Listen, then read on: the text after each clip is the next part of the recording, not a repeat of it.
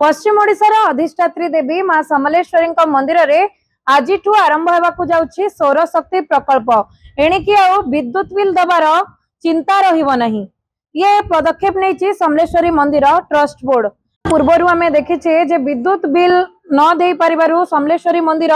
Base चर्चा रही एवं सबुआठे चर्चा रही जे मां का मंदिर रे विद्युत बिल दि जाई पारु नाही एवं चर्चा आलोचनार शिकार होते मंदिर ट्रस्ट बोर्ड तेणु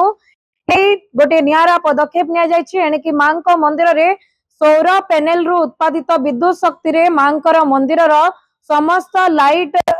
आरंभ कर विभिन्न जो विद्युत खर्च होता है से सब जिनस काम करा आज सौर पैनल मंदिर ट्रस्ट बोर्ड सभापति संजय बाबू सूचना विद्युत बिल रे भय रहिबो नहीं। एणिकी जदि कहि परिबा जे जदि ये कार्यक्रम हुए संपूर्ण भाव में अधिक विद्युत जदि उत्पादन हुए टाटा पावर को विद्युत बिक्री करि परिबो मां समलेश्वरी मंदिर ट्रस्ट बोर्ड एवं निहाती भाव में